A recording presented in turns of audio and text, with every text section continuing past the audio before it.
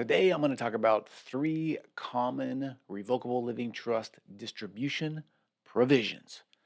That was a mouthful. Before I get to that, though, I am Christopher Small. I'm the owner of CMS Law Firm. We do estate planning, we do probate, we do it well.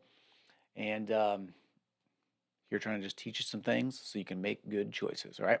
If, however, you have questions about this or anything else related to estate planning or probate, and you want to talk with us over the phone for free, you can do so by going to cmslawfirm.com. Okay, so three common revocable living trust distribution provisions. These are ones that clients of ours do pretty much all the time, very common. One of them I have even in my own trust.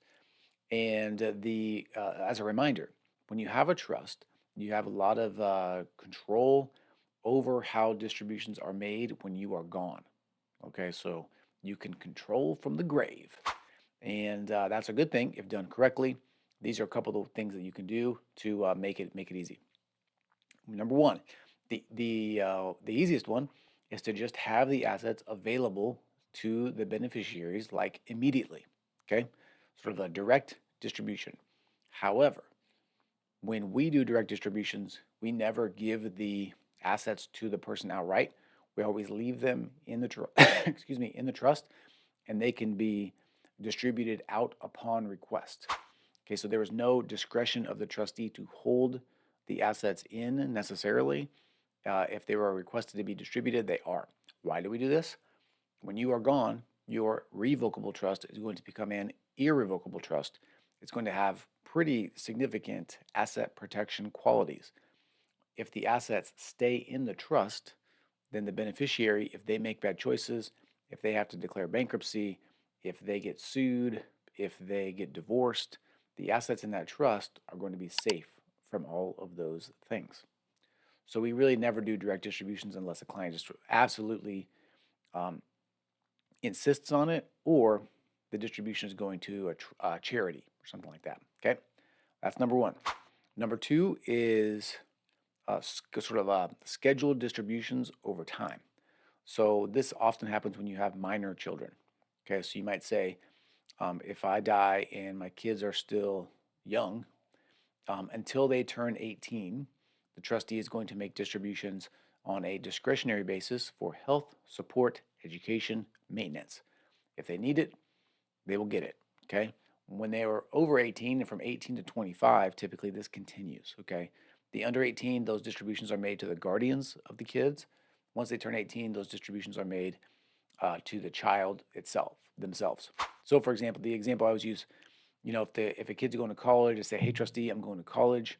Trustee would pay the tuition for that. Obviously, falls under education. "Hey, trustee, I'm going to college. I need a car. I would like a Ferrari." The trustee would say, "No, you get a Jeep." Okay, so there's discretion there to make good choices for your people, so they don't just make bad choices. Allow those assets to be used sort of for their maximum opportunity. Okay, and then the way that it continues on over time is when the child turns 25, they can have up to a third just by asking. When they turn 30, they can have 2/3. When they turn 35, they can have as much as they want. Why do we pick those ages? Pretty straightforward, really. If you think about it, from about that time, 18 to 35, is when those assets could be maximally productive for your beneficiaries. Like me, I'm 43, I'm almost 44.